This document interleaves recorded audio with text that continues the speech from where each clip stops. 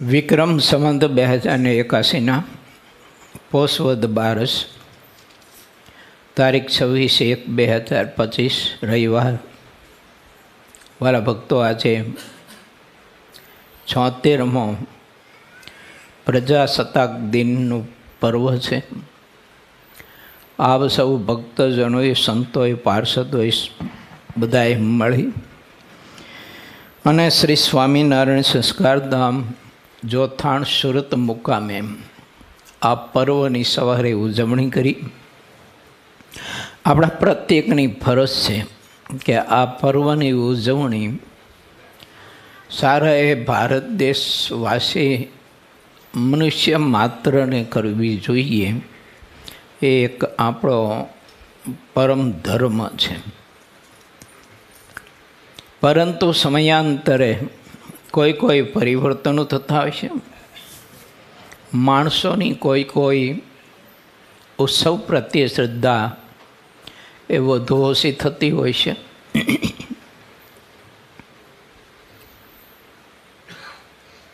તો મારા ભક્તો,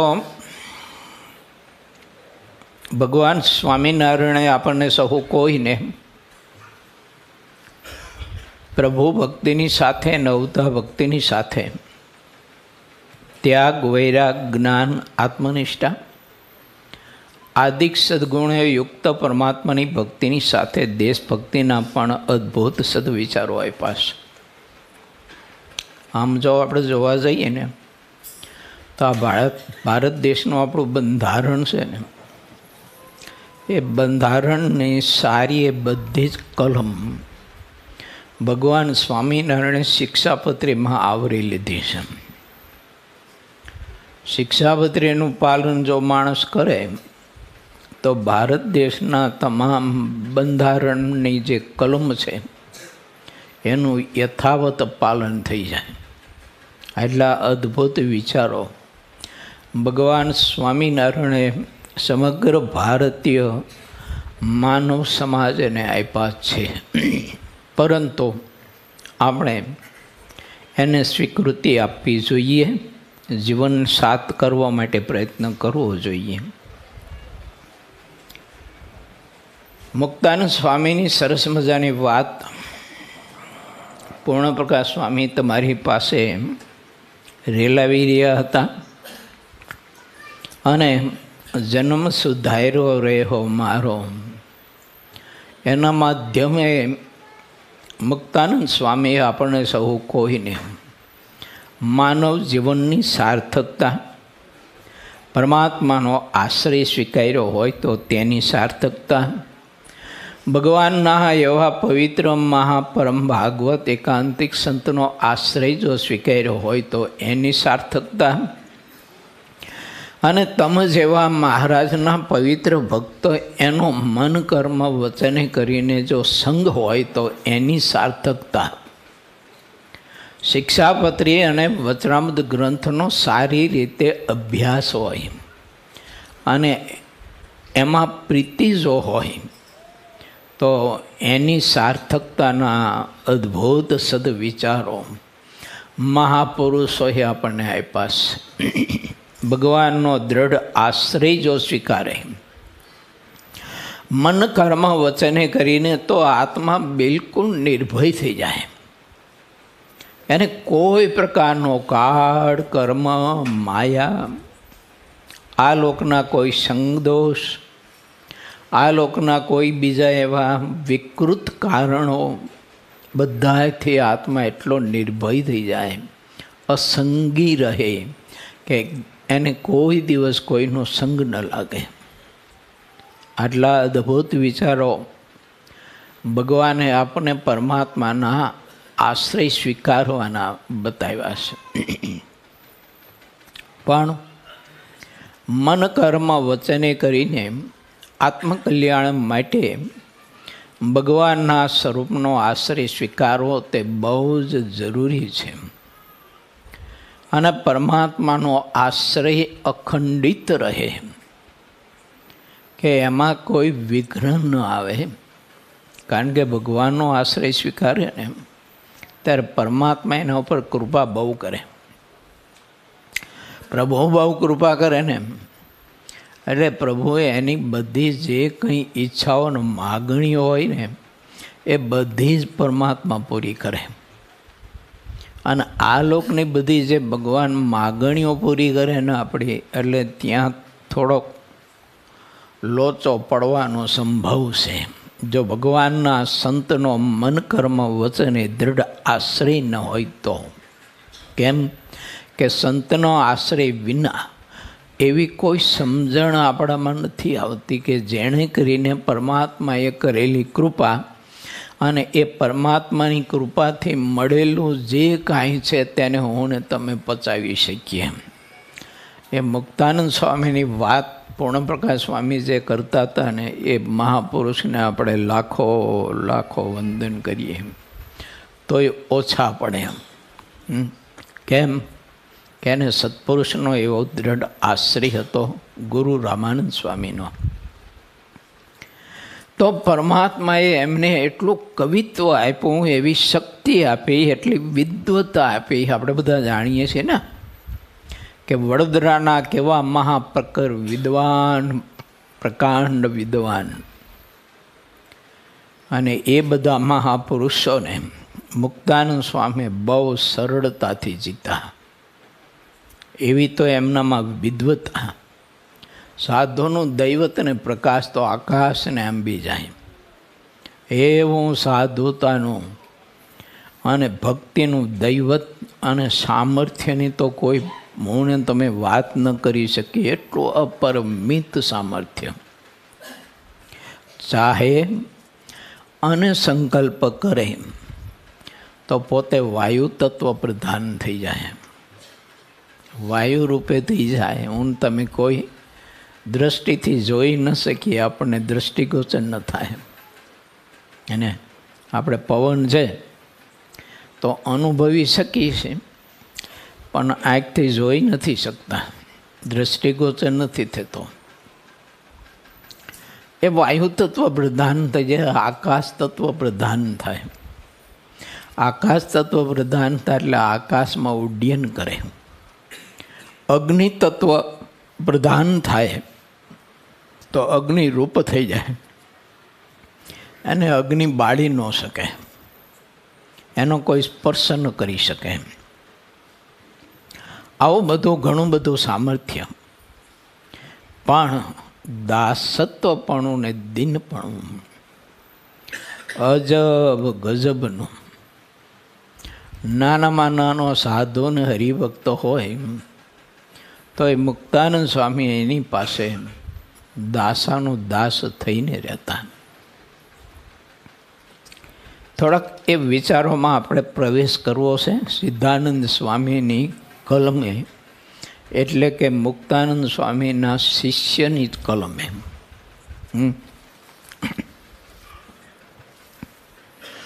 એ મુક્તાનંદ સ્વામી પાસેથી એમણે જે તત્વ પ્રાપ્ત કર્યું હતું એ સિદ્ધાનંદ સ્વામી આમાં લખ્યું છે. એમાં આપણે થોડોક પ્રવેશ કરીએ.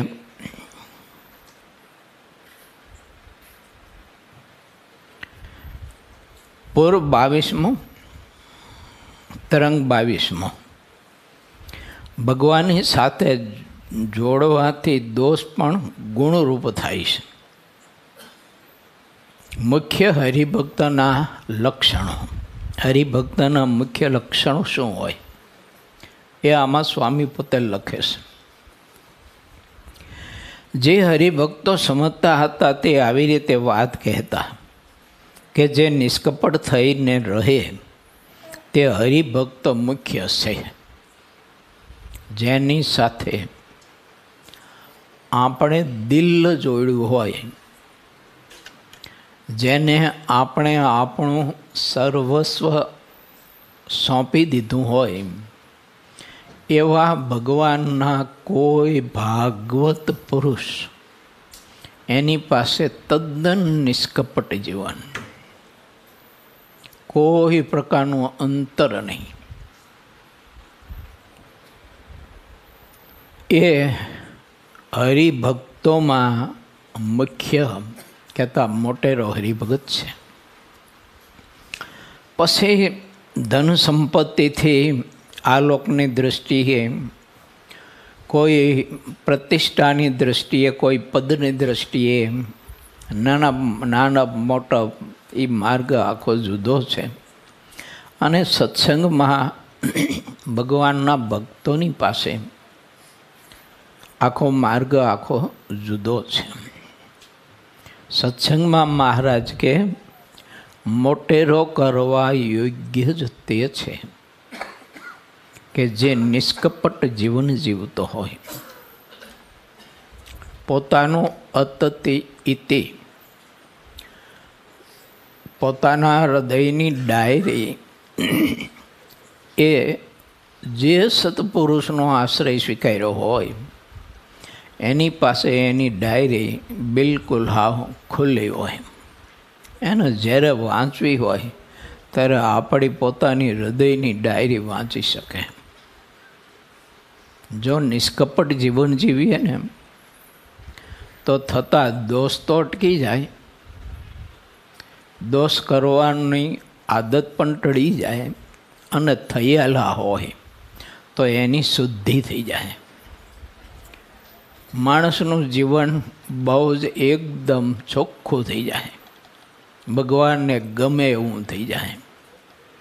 પણ જો નિષ્કપટ ના થયા હોઈએ, અયોધ્યા પ્રસાદી મહારાજે એક કીર્તનમાં લખ્યું છે, શરણ આયે સબ કોઈ તરે, એક કપટી ન તરે, શરણ આયે સબ કોઈ તરે.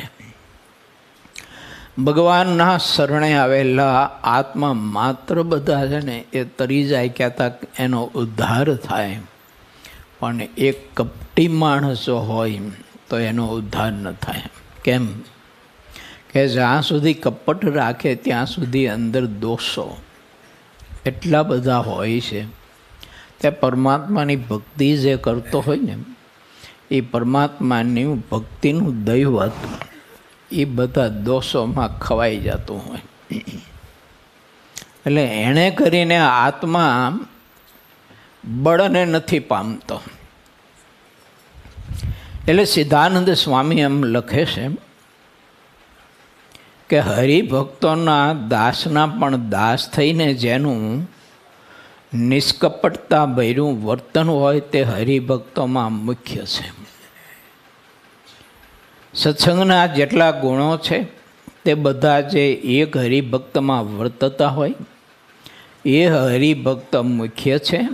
જે હરિભક્ત જ્યાં સુધી નિર્માનીપણે વર્તતો રહે છે ત્યાં સુધી તેમાં દિવસે દિવસે અસંખ્ય ગુણ આવતા રહે છે. જેમ સમુદ્રમાં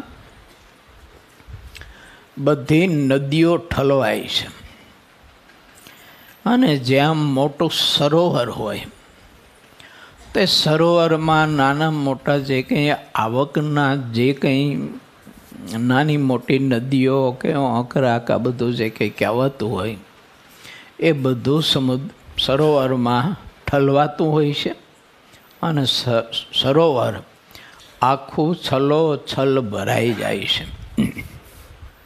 એમ એક નિષ્કપટપણું અને એક નિર્માનીપણું, આ બે ગુણ જેને ધાર્યા તો એનામાં બધાનો રાજીપો આપ મેળાય. જેમ સમુદ્રમાં નદીઓ એક સ્વયંભૂ આપ મેળાય ઠલવાયા કરે છે, તેમ બધાનો રાજીપો મારા અને તમારા ઉપર અખંડ અખંડ વર્ષા કરે, અખંડ અખંડ વર્ષા કરે. પણ નિર્માની થઈને જો રહેતો હોય તો અને નિષ્કપટ જીવન જીવતો હોય તો બે વિષય આમ જોઈએ તો સુગમ છે અને એક દ્રષ્ટિએ આપણે જો જોઈએ તો બહુ અઘરા વિષય છે. ભગવાને આપણને ગમે તેટલા ગુણો આપ્યા હોય, ગમે તેટલું સામર્થ્ય આપ્યું હોય અને ગમે તેટલું આ લોકનું બધું જ આપણને આપ્યું હોય ઠાકોરજીએ, પણ તોય હું કશું જ નથી અને હાથ જોડીને દિન આધીન થકો સત્સંગમાં રહી ટહેલ ચાકરી સેવા પરિચર્યા ધ્યાન ભજન સંત સમાગમ આપણે જોઈએ છીએ કે દાદા ખાચર પાસે કેટલી સંપત્તિ હતી, કેવી પ્રતિષ્ઠા હતી. અને એ જમાનામાં એ કેવા મોટા સમ્રાટ હતા. પરંતુ મુક્તાનંદ સ્વામી હોય તો ભલે, બ્રહ્માનંદ સ્વામી હોય તો ભલે, ગોપાળાનંદ સ્વામી હોય તો ભલે, પ્રેમાનંદ સ્વામી કે નિષ્કુળાનંદ સ્વામી હોય તો ભલે, યા તો કોઈ નાના સાધુ બીજા કોઈ હોય તો ભલે, પણ દાદા ખાચર હાથ જોડી અને સંતો જ્યાં ઊભા હોય, જ્યાં બેઠા હોય, એ ધૂળમાં બેઠા હોય તો ધૂળમાં, ક્યાંક ડેફામાં બેઠા હોય તો ડેફામાં, ક્યાંક ખેતરમાં ક્યાંક બેઠા હોય તો ખેતરના શેડેસીમાં એ બેસીને હાથ જોડી અને નમ્ર ભાવે સત્સંગ કરવા માટે એ સરળતાથી ને સહજ રીતે બેસી શકતા હતા. ને આવું મારા તમારામાં નિર્માની પણ દાસત્વ પણ. પર્વતભાઈને ભગવાનની મૂર્તિ ત્રણેય અવસ્થામાં અખંડ અનુભવાતી હતી એમ આપણો બધો ઇતિહાસ કહેશે, હું તમે બધા જાણીએ છીએ. પરંતુ એનું કારણ એ હતું કે આ કથા તો હું કરી ચૂક્યો છું એટલે વિસ્તારમાં આપણે જતા નથી, પરંતુ પ્રસંગોપાત અનુસંધાને એ વિષય ચાલી રહ્યો છે એટલે આપની પાસે થોડીક વાત મૂકું છું કે દાદા ખાચરના ગોલાની સેવા પર્વતભાઈએ 2 મહિના સુધી કરી.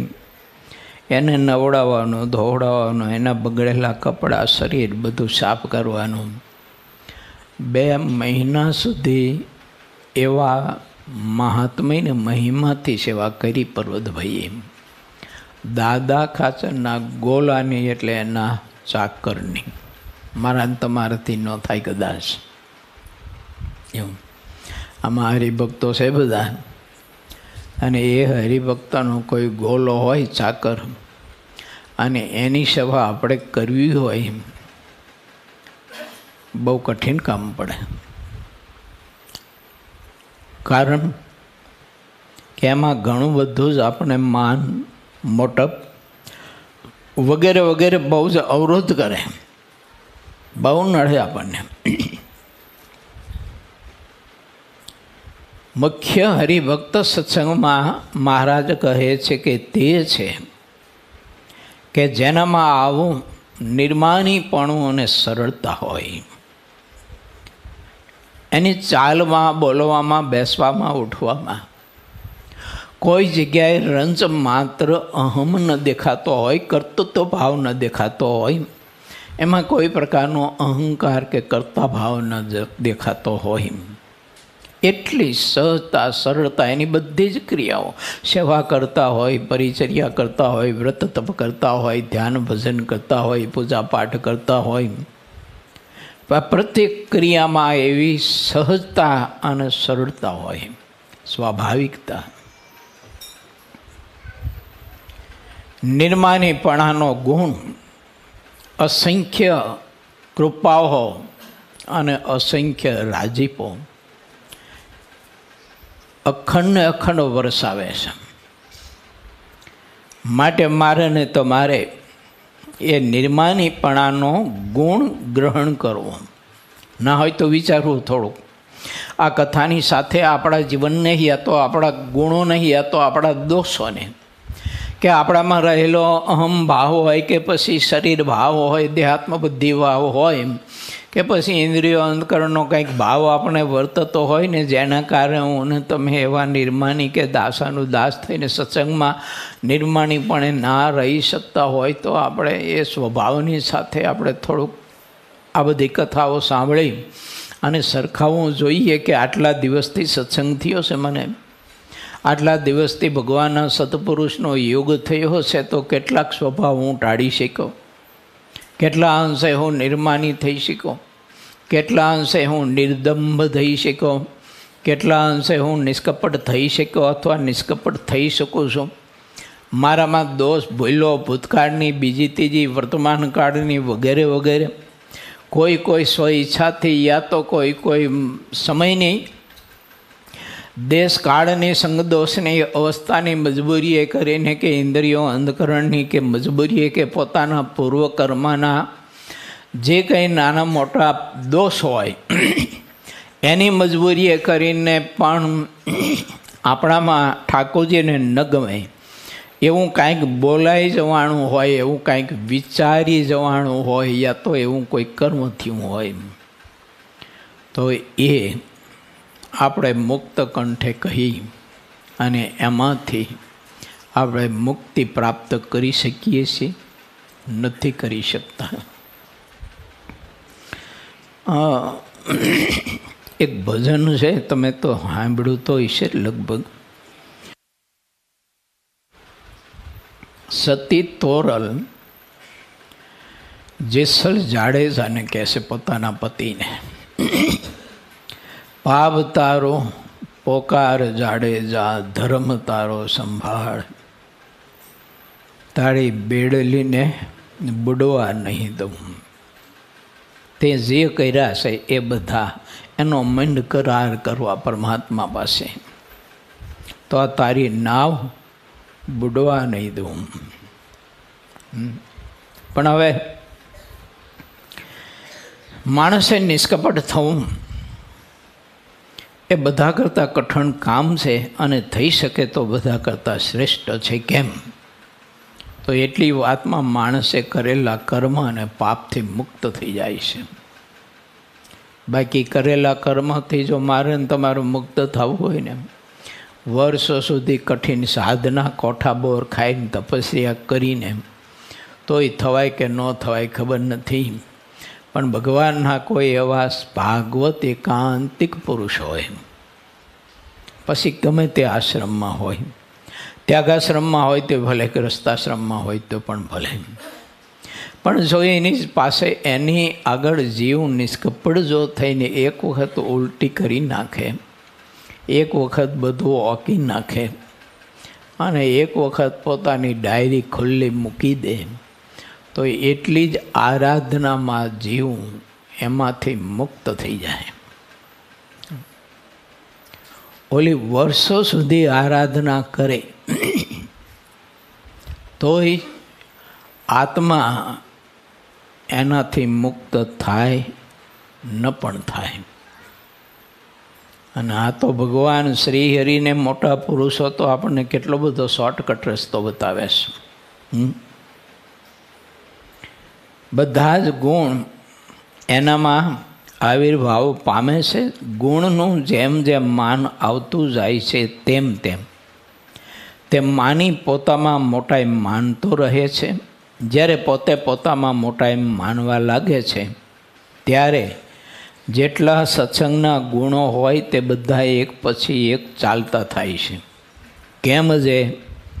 તેનામાં આવેલું માન ગુણોમાં દોષ દેખાડે છે, કારણ કે માન અધર્મનો અંશ છે અને શુભ ગુણ છે તે ધર્મનો અંશ છે. સત્સંગમાં આપણે આવીએ ને, પ્રથમ જ્યારે પ્રવેશ કર્યો હોય ને, ત્યારે આપણને બધા પ્રત્યે ખૂબ દિવ્ય ભાવ હોય, બધાનો મહિમા આપણને ખૂબ હોય, ખૂબ જ હોય. પછી બીજું કાંઈ દેખાતું ન હોય આપણને. પણ પછી જેમ જેમ સત્સંગમાં રહીએ ને, જેમ જેમ સત્સંગના ગુણ આવતા જાય ને, તેમ તેમ ખબર નહીં યાર બધા દોષ દેખાવા માંડે. ઓલો આવી રીતે ઊભો હતો ને, ઓલો આવી રીતે ખાતો હતો ને, ઓલો આવી રીતે રસોઈ કરતો હતો ને, એવી રીતે ઓલો આવી રીતે બોલતો હતો ને, એને આમ ન ઊભું રહેવાય ને, એને આમ ના ખવાય ને, વગેરે વગેરે બધા દોષ માંડે દેખાવા. પ્રથમ પ્રારંભમાં એકેય ન દેખાતો. ખબર નહીં કે સત્સંગમાં આવ્યા પછી ગુણો આવ્યા, અને ગુણ આવ્યા એટલે પછી એ ગુણનું પોતાને માન બંધાયું, એટલે પોતાના મનમાં એમ થયું કે કાંઈક હું સમજું છું, હું જ્ઞાની છું અને હું સત્સંગની રીતને સારી રીતે સમજી શકું છું. સત્સંગમાં જે કંઈ નાની મોટી કિંચિત બાબતો હોય તો એને હું સારી રીતે સમજી શકું છું. આવું કંઈક માન બંધાઈ જાય છે ત્યારે વાતે વાતે ભગવાનના ભક્તનો અભાવ અવગુણ, અભાવ અવગુણ, ગુણ અવગુણ, ગુણ અવગુણ આવ્યા જ કરતો હોય શિવને. તો આપણે વિચારીએ કે સત્સંગમાં આવ્યા પછી આપણે કાંઈ કમાણી કરી કે પછી કંઈક ગુમાવ્યું એમ. પ્રથમ જ્યારે સત્સંગમાં આવ્યો એકદમ નિર્દોષ જીવન એમ. બધા ભક્ત ધોઈને કીર્તન ભક્તિ બધું કરતા હોય તો એ સાંભળીને એમાં બેસીને એટલો બધો ભાવ વિભોર થઈ જતો હોય, કારણ કે અંદર બીજું કાંઈ નથી ને, એકદમ ચોખ્ખું છે અંદર. પણ પછી ધીમે ધીમે સત્સંગ પતતા પતતા એમાં જે ગુણો આવતા આવતા પછી માન વધતું ગયું તે ધ્યાન રાખ્યું નહીં તો એટલો બધો માન વધી ગયો, એટલું બધું માન વધી ગયું ત્યારે પછી ઓલો પારો હેઠો ન ઉતરે. બોલો. અને એમાં પછી કોઈ સત્તા મળી હોય, કોઈ કોઠારી બન્યા, કોઈ પૂજારી બન્યા, કોઈ ખજાનજી બન્યા, કોઈ ટ્રસ્ટી બન્યા, કોઈ પ્રમુખ બન્યા, કોઈ મેનેજિંગ ટ્રસ્ટી બન્યા, વગેરે વગેરે. પછી તો જોવો ને તો તમારે એવી બાપો મારી. મેં એક જગ્યાએ જોયેલું, આપણે તો બધા ભક્ત બહુ સમજદાર છે, નિર્માની છે, સમજદાર છે, એટલે એમને આ કોઈ ટ્રસ્ટીપદનું માન બીજું કંઈ આપણને ક્યારેય જોવા ન મળે. પણ એક જગ્યાએ મેં જોયું હતું ત્યારે મને એવું થતું હતું કે અરે રે, આ તો હું 40-42 વર્ષ પહેલાંની વાત કરું છું. જ્યારે મીટિંગ હોય ટ્રસ્ટીઓની, ત્યાં જે સંત રહેતા હતા એ સંતને મગજ ઉપર એટલું બોજરેશન રહે જે દિવસે મીટિંગ હોય ને તે દિવસે. લગભગ ટ્રસ્ટીઓનું મંડળ બહુ મોટું હતું, 10-15 ટ્રસ્ટીઓ હતા. એકને મોરી ચા જોઈને, એકને સુગરવાળી ચા જોઈને, એકને કોફી સુગર વગરની જોઈને, એકને સુગરવાળી કોફી જોઈને, એકને ફાફડા ગાંઠિયા જોઈને, એકને ભાવનગરી ગાંઠિયા જોઈને, એકને ચકલી ગાંઠિયા જોઈને, એકને ગાંઠિયાની સાથે પાછા સંભાળ્યા મરચાં જોઈને, એકને ખાટું મરચું જોઈ લીંબુવાળું, ધમાલ બધી. ઓલા સાધુ બિચારા છે ને સવારે 6 વાગ્યાના મથા મથ કરતા હોય. આ નજરે જોયેલી વાત તમને કહું છું કે આવું તો કંઈ આપણામાં નથી ને. આપણે સેવક છીએ કે સ્વામી, પહેલાં તો એ વિચારવું જોઈએ. કોઈ પણ ગુણનો માન જ્યારે આપણને આવે અને માનનો સંકલ્પ થાય ત્યારે મારે ને તમારે વિચારવું જોઈએ કે હું સેવક કે હું સ્વામી, હું કોણ છું એમ. મહારાજે વસો ગામના વાલા ધ્રુવના પ્રશ્નથી પ્રથમ પ્રકરણના 44માં વચનામૃતમાં જીવનું સ્વરૂપ બતાવ્યું છે. મહારાજ કે આ જીવ છે ને એ સ્ત્રી નથી, પુરુષ નથી, કોઈનો બાપ નથી, કોઈની મા નથી, કોઈની પત્ની નથી, કોઈનો પતિ નથી, એ પશુ નથી, મનુષ્ય નથી, દેવ નથી, દાનવ નથી. આત્માનું સ્વરૂપ તો કંઈક ભિન્ન છે, જુદું છે. હવે પણ તેમ છતાંય દેહનો અભિનિવેશ જ્યારે બંધાયો અને દેહમાં આત્માએ પ્રવેશ કર્યો, જે તે દેહમાં, તો જે તે દેહમાં જ્યારે આત્માએ પ્રવેશ કર્યો ત્યારે એને અભિનિવેશ બંધાયો, અને અભિનિવેશ બંધાયો ત્યારે આત્માએ પોતે નક્કી કરી લીધું કે હું પુરુષ છું, હું સ્ત્રી છું, હું રૂપાળો છું, હું કદરૂપો છું, હું ગોરો છું, હું કાળો છું, હું રાજા છું, હું રંક છું, હું ભિખારી છું, હું ગરીબ છું. જે તે દેહમાં પ્રવેશ કર્યો. હવે આ મનુષ્ય શરીરમાં રહેલો જે જીવ આત્મા એ ઘણી વખત હાથી, ઘોડા, ઊંટિયા, ગધેડા, ભૂંડડા, કીડા, મકોડા, સર્પ, વીંછી, પડિયા, નાના મોટા કાંઈક એવા દેહ છે. જળચર પ્રાણીઓના પણ એટલા બધા દેહ છે ને કે આપણે તો ગણી ન શકીએ. મગજ કામ ન કરે આપણું. આમ જુઓ ને તો આપણને ઝાડવું જ દેખાય. હો અર્જુનભાઈ, હા, આપણે ઝાડવું જ દેખાય, પણ હકીકતી માછલી હોય પાછી.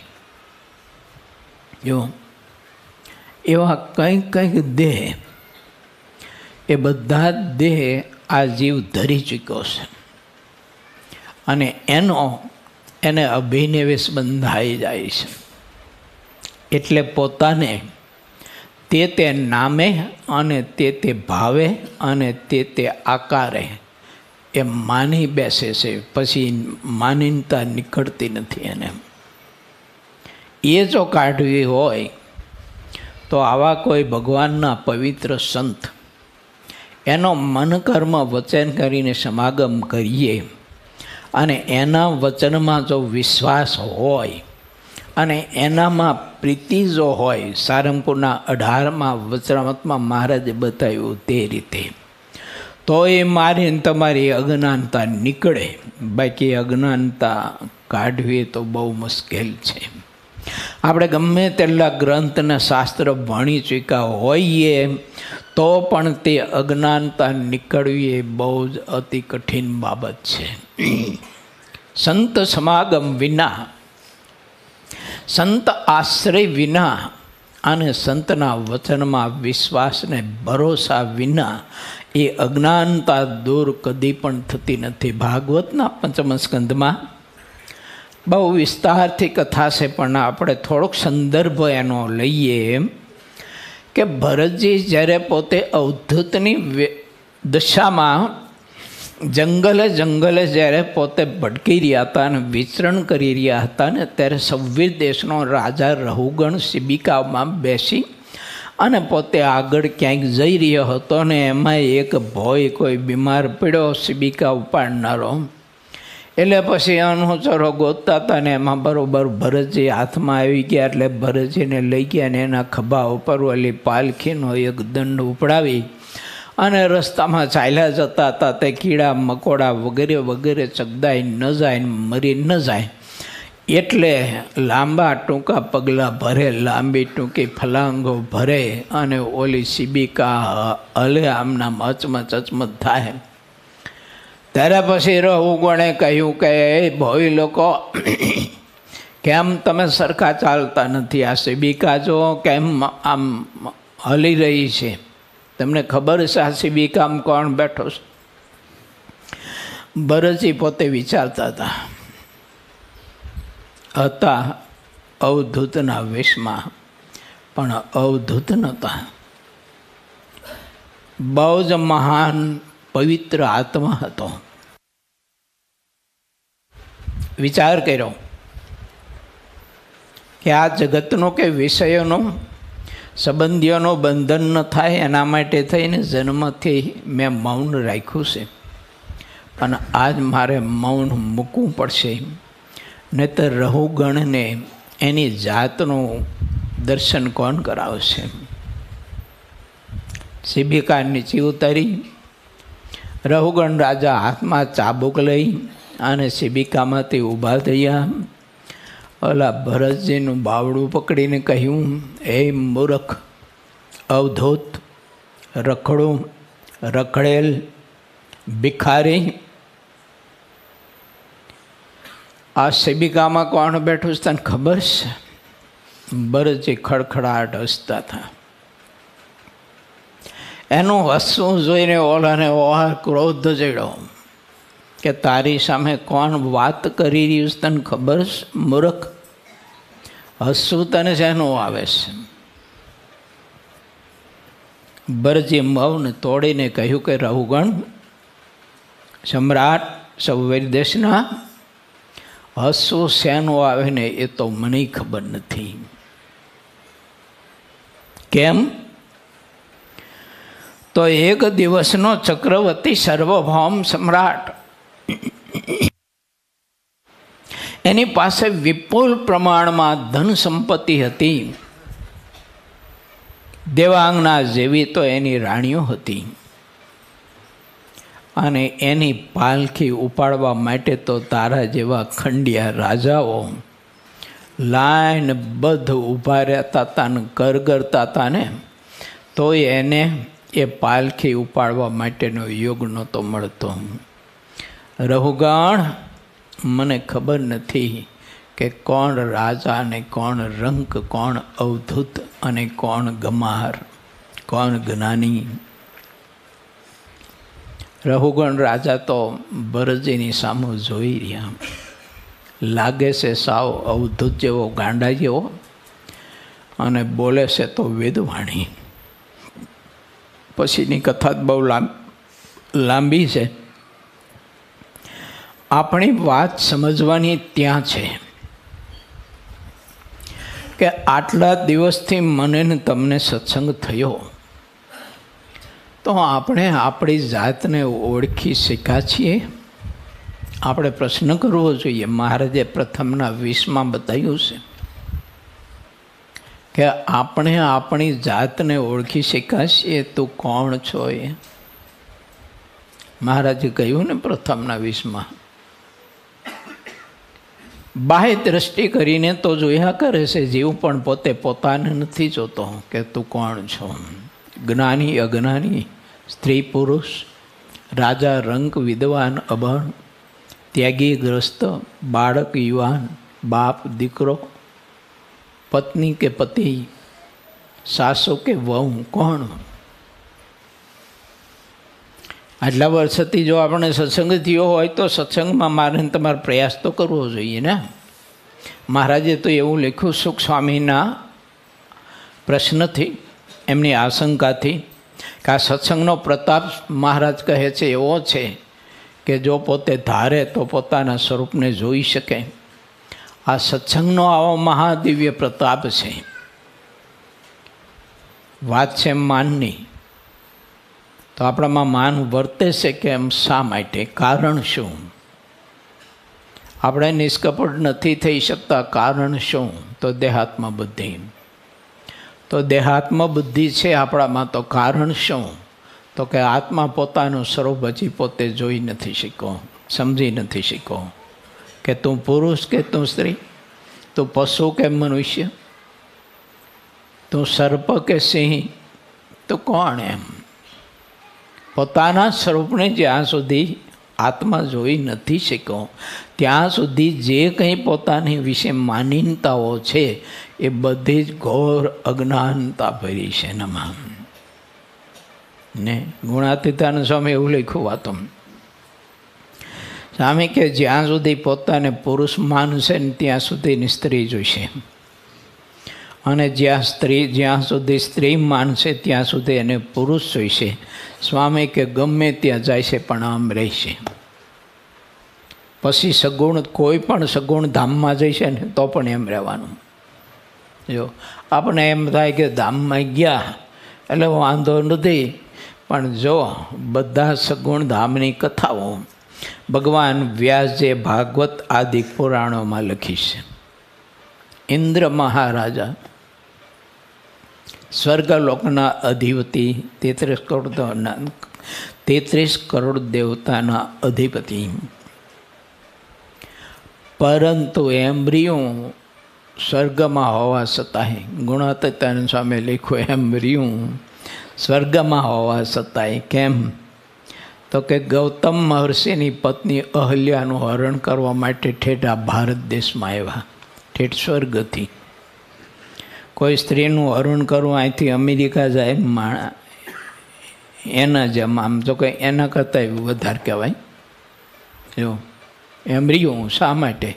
પોતાને પુરુષ માન્યો એટલે. જો પોતાને આત્મસત્તા રૂપે માને તો શ્રીજી મહારાજ સ્પષ્ટ કહે છે, અને સુખદેવજી મહારાજની કથા પણ સ્પષ્ટ કહે છે. સુખદેવજી મહારાજનું જીવન, ગોપીઓનું જીવન, જેવુબા લાડુબા આદિક મહારાજના મુક્તનું જીવન, પર્વતભાઈ, દાદા ખાચર, ગોપાળાનંદ સ્વામી, બ્રહ્માનંદ સ્વામી, મુક્તાનંદ સ્વામી વગેરે વગેરે મુક્ત પુરુષો, એના જીવન આપણને સૌ કોઈને આ પવિત્ર સંદેશો આપે છે. એમાં હતું જ નહીં હું પુરુષ કે હું સ્ત્રી, એ કશો અભિમાન જ નહોતું. એનાથી મહાપુરુષો બધા પર હતા. તો આપણને એમ થાય કે દેહમાન હતા ને દેહ અભિમાન નહોતું, તો પછી ભૂખ ને તરસ કેમ લાગતા હતા? તો એનો જવાબ ભગવાન સ્વામિનારાયણે પ્રથમ પ્રકરણના 27ના વચનામૃતમાં આપ્યો છે કે એવા સ્થિતપ્રજ્ઞ પુરુષો જે હોય એની યચકિંચિત બધી જ ક્રિયાના કરતા પરમાત્મા છે, પોતે પરબ્રહ્મ. ગોપીઓ મહેમાન આવ્યા હોય, રસોઈ પકવતી હોય, ભગવાનના સ્વરૂપમાં એની વૃત્તિ તદ્રુપ હોય, અને રાધે કૃષ્ણ રાધે કૃષ્ણ રાધે કૃષ્ણ રાધે કૃષ્ણ રાધે કૃષ્ણ એની રટનામાં એવી આમ પાગલ જેવી થઈ ગઈ હોય, અને રસોઈ પકવતી હોય તો રસોઈમાં ઓલો દૂધ પાક કર્યો હોય ગાયના દૂધનો, તો ખબર નહીં હોય એમાં સુગરના બદલે મીઠું નાખી દે. જમવા બેસે તો એના સસરાને ખારો લાગે, આવેલા મહેમાન હોય એને પાછો એની દૂધ પાક પાછો મીઠો અમૃત જેવો લાગે. ખબર નહીં કરામત ભગવાનની કેવી હોય છે, એનું વિજ્ઞાન કેવું હોય છે. સસરો એકદમ ખીજાઈ જાય, એટલો બધો ક્રોધાવેશમાં આવી જાય, ઓલા મહેમાન ઢીચણ દબાવી અને કહે, ભાઈ પટેલ બેસો, આકડા કેમ થાવ છો?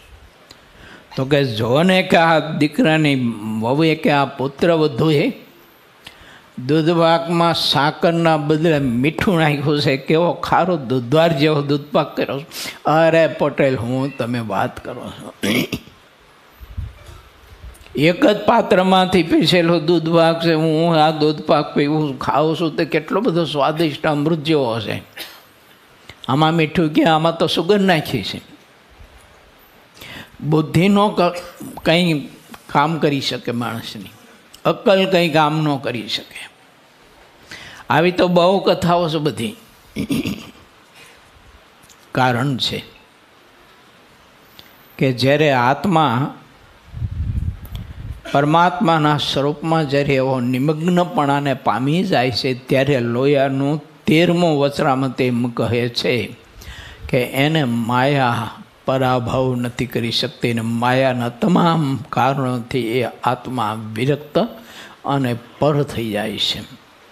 તો એના માટે માયા પણ સુખરૂપ થઈ જાય છે. સુગરના બદલે મીઠું નાખે તો મીઠું પણ સુગંધના રૂપે થઈ જાય છે જ ને. ત્યારે મીરાબાઈનો ઇતિહાસ નથી, આપણે બધા જાણીએ છીએ તરફ.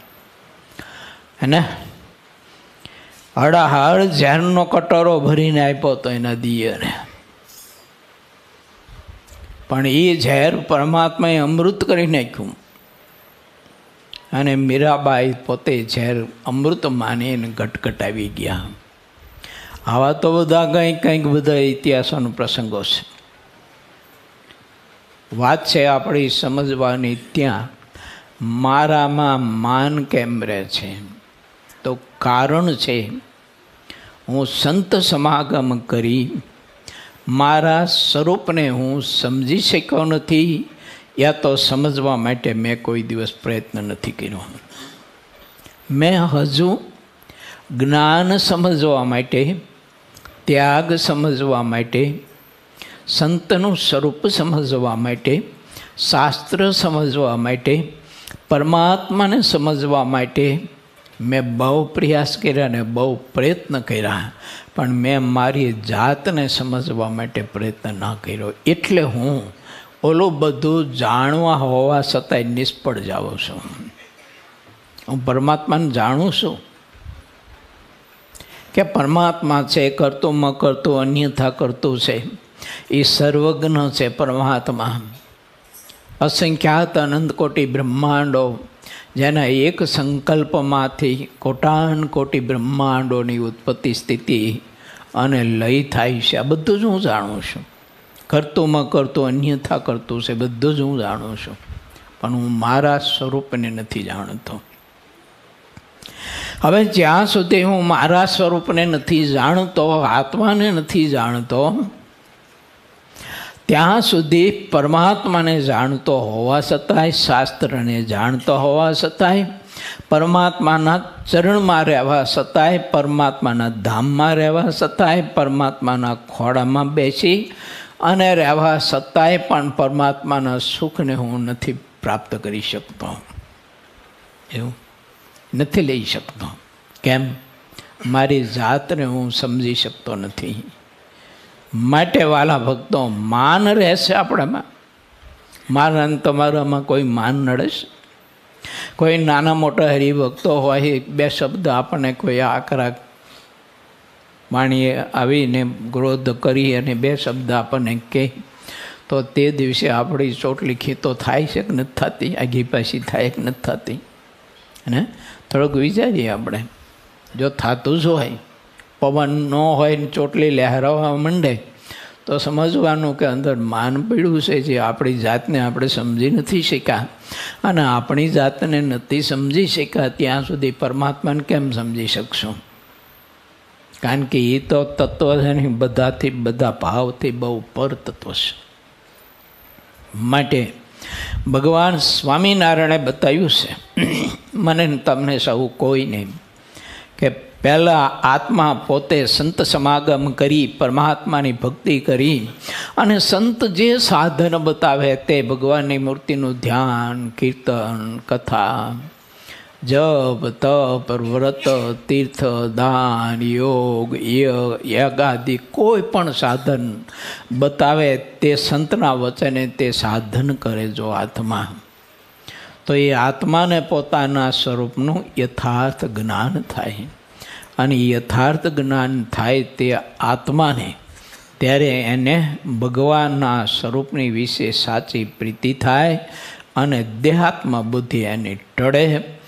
દેહાત્મા બુદ્ધિ ટળી એટલે પછી માન, ઈર્ષા, દમ, કપટ, આ વગેરે વગેરે જે કંઈ દોષો છે, એકેય દોષ એનામાં પ્રવેશી ન શકે. એવો એ આત્મા સુખરૂપ અને સદાય આનંદ સ્વરૂપ રહે. એનામાં કોઈ પણ ગુણ આવે ને તો એ ગુણ પણ નિર્ગુણ થઈ જાય, એમ મહારાજનો મત છે. માટે વિચારીએ આપણે, જ્યાં અધર્મ વંશનો એક પણ દોષ આવીને નિવાસ કરીને રહે છે, ત્યાં ધર્મ વંશને રહેવા દેતો નથી. કારણ કે અધર્મ વંશનો સ્વભાવ જ એવો છે. અધર્મ વંશને જાણો કે નહીં જાણો? આ બધા મેં બતાવ્યા તે માન, ઈર્ષા, ક્રોધ, લોભ, દમ, કપટ, અસૂયા, મત્સર વગેરે વગેરે બધા જે છે ને એ બધો જ અધર્મનો વંશ છે. અને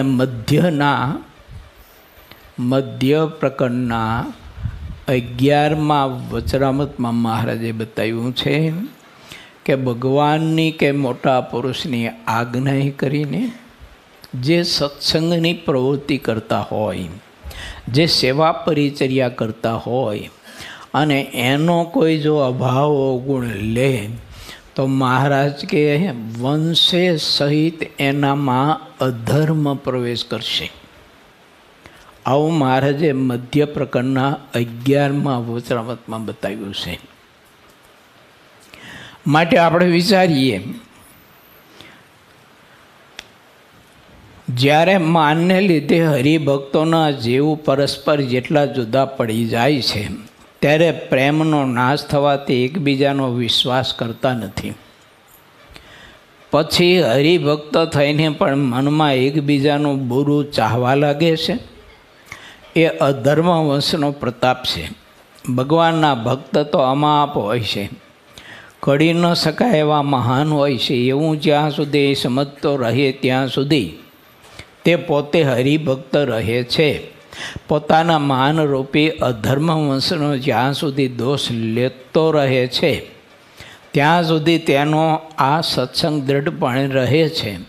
જ્યારે હરિભક્તો આ અધર્મના વંશને ઓળખતા નથી ત્યારે તે હરિભક્તો પરસ્પર એકાદ બીજાનો અવગુણ લે છે અને એકબીજાની સાથે બોલતા પણ નથી.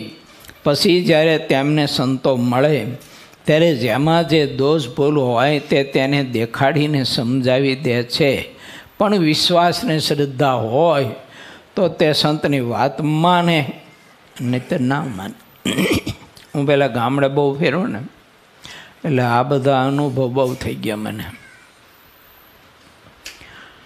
હરિભક્તોને પરસ્પર તમે જુઓ તો નહીં જેવી બાબતમાં એટલી બધી ગ્રંથિઓ, એટલી બધી આંટી, એટલા બધા ખાર, એટલા બધા વેરઝેર, ખબર નહીં આપણને કે હારું. પાછા એને કહેતા મને કે રામસ્વામી, મેં બોલો બોલો, મને કે પહેલાં છે ને મોટા મોટા સંતો આવતા ને મહિનો મહિનો અહીં રોકાતા. કે હા, મોટા મોટા સંતો કે બહુ ધ્યાની ભજનાનંદી જ્ઞાની સંતો આવતા, મહિનો મહિનો કે રોકાતા. મને મનમાં થતું કે મહિનો મહિનો રોકાતા એમાંથી આપે કેટલું લીધું એમ. આ માનનું ઠૂઠું તો મૂકી શક્યા નથી, એકાદા બીજા પ્રત્યેનો દ્વેષ તો છોડી શકતા નથી. ઓલો હરિભગત મંદિરમાં હોય તો હું ન કરું, ઓલાને એમ થાય કે આ હોય તો હું ન કરું. બધાને બેસવાના મંદિરમાં થાંભલ્યું જુદી એ નક્કી કરી રાખેલી હોય. આ થાંભલીએ હું જ બેસું એટલે એ થાંભલીએ ટેકો દઈને બીજો બેહી ન કે, જો બેઠો હોય તો આવીને સીધી જ પાટું મારે ઊભો થા કે મારી જગ્યાએ ક્યાં બેસી ગયો તું. તો આપણને એમ થાય કે આવા મોટા સંતો મહિનો મહિનો રોકાતા સંતો એવા હતા. મહારાજની મૂર્તિની સાક્ષાત્કારને પામેલા પુરુષો હતા.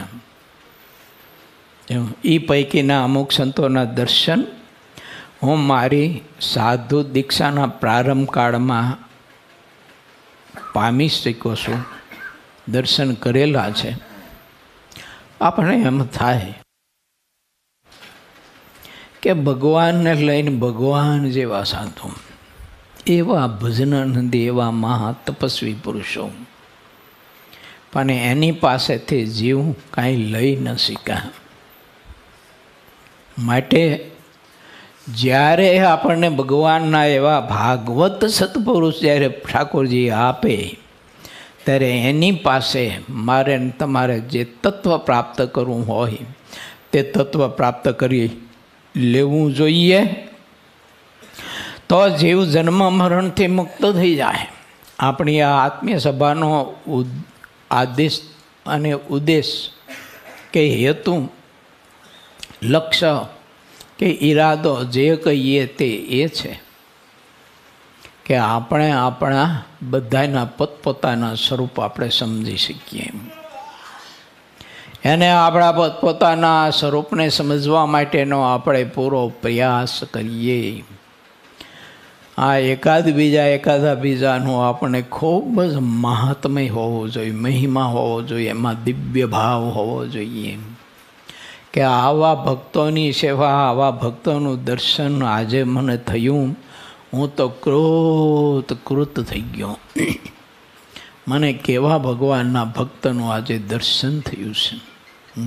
આમ હૃદય છે ને મારું ને તમારું, એ દર્શન જ્યારે કરે ને ત્યારે એવી સાતા તો અનુભવતું હોય, પરંતુ એ મહિમાથી આમ છે ને ઉછાળા મારતું હોય. એટલો મહિમા એને ભગવાનના ભક્તનો હોય. આવું જ્યારે આપણને દર્શન ભગવાનના ભક્તનું કરવાથી અનુભવાય ત્યારે સમજવાનું કે કાંઈક મહદ અંશે આપણે આપણા સ્વરૂપને સમજી શક્યા છીએ. કેમ? તો કે હું કશું જ નથી, આ ભક્ત તો કેટલો મહાન છે. અમારી બપોરની સંતોની કથામાં ઘણીવાર હું સંતોને કહેતો કે કાલ સવારે કોઈ સાધુ થયો અને કાલ સવારે ગઈકાલે જ કોઈ આપણા મંડળમાં જોડાયો, સાધક તરીકે ભક્ત તરીકે આવ્યો,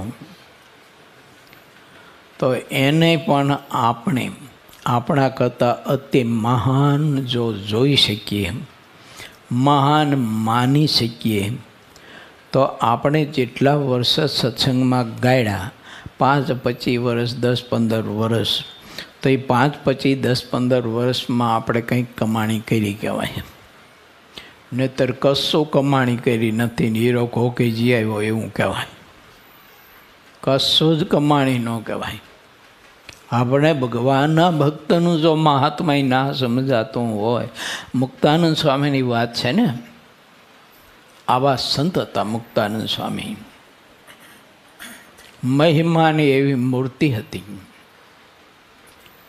દાસના દાસ થઈ અને સત્સંગમાં રહેનારા પુરુષ હતા. તો એ પુરુષે પોતાના જીવનથી મને તમને બેઠા પવિત્ર સંદેશાઓ પાસે કે મારા ભારતવાસી ભાઈઓ બહેનો, મારા દીકરાઓ,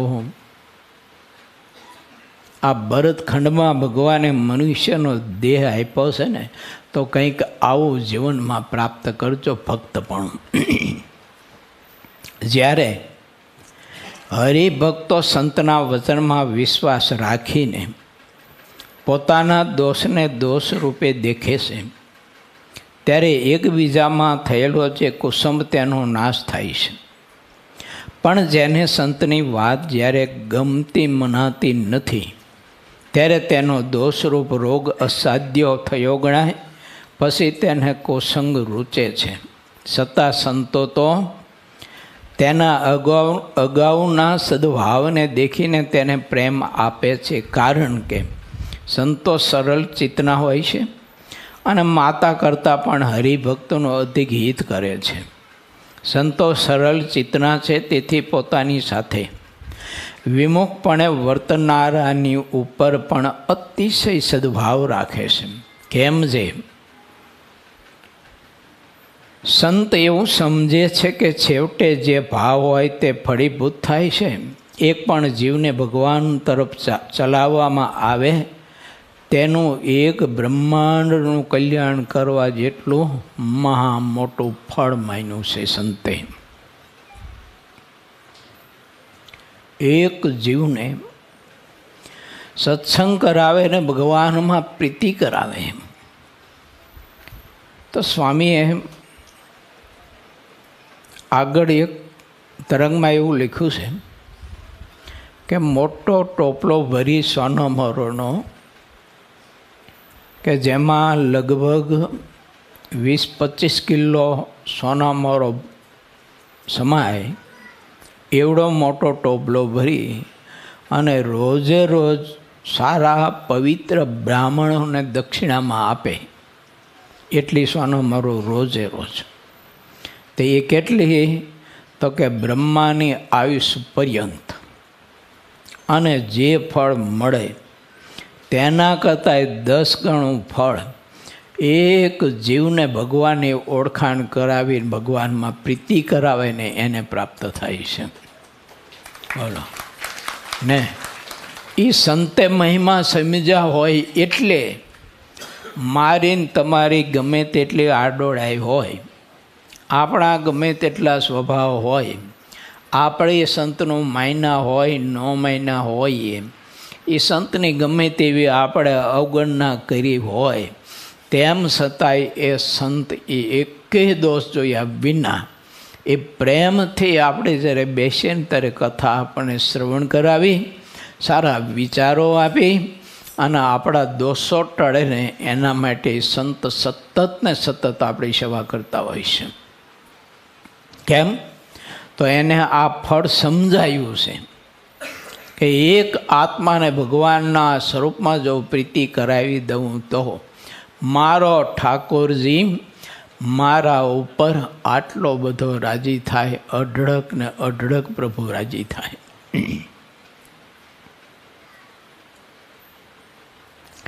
એક જીવને પ્રભુ સુધી પહોંચાડવાનું આટલું ફળ થાય છે તેવું સંતો નક્કી માને છે, પણ જ્યારે જીવને આ બાબતનું જ્ઞાન રહેતું નથી ત્યારે તે આ વાતને કથન માત્ર કહેવા પૂરતી સમજે છે. તેથી તે સત્સંગથી વિમુખ થઈ જાય છે. સંતોને જીવના કલ્યાણનું જ્ઞાન હોય છે, તેથી તે સામાન્ય જીવને પણ માન આપે છે. માન કોઈ એક ચોક્કસ પ્રકારનું હોતું નથી. જે માનમાં ફળ માત્ર રહ્યા છે એ માન બીજી જ પ્રકારનું છે. તે જ રીતે કામ, ક્રોધ, લોભ એ 3 દોષો પણ એક રીતના નથી. કેમ? જે તેની અનેક રીત છે. ભગવાનને પ્રસન્ન કરવા માટે જે કાંઈ કામ, ક્રોધ અને લોભાધિક છે તે ઉદ્ધાર કરનારા છે, એ ભગવાનનો ભક્ત એમ માનતો હોય તો ભગવાનને પ્રસન્ન કરવા માટે જે મનોરથ કરવા તેને અહીં એ નિષ્ફળ જાય છે. કેમ કે એને પોતે સુખરૂપ માન્યા છે. એટલે બહુ મજાની અદ્ભુત વાત છે. તે રીતે જ કેટલીક વિપરીત બાબતો હોય છે તે પણ ભગવાનના સંબંધને લીધે નિર્ગુણ થઈ જાય છે. તે રહસ્યની બુદ્ધિથી આંધળો કહેતા અજ્ઞાની માણસ જાણી શકતો નથી. જે હરિભક્તો છે તેમાં જેને જેવી બુદ્ધિ હોય તેવી બાબત તે કરતા રહે છે. સર્વનો સિદ્ધાંત તો એક ભગવાનને રાજી કરવા તે જ છે.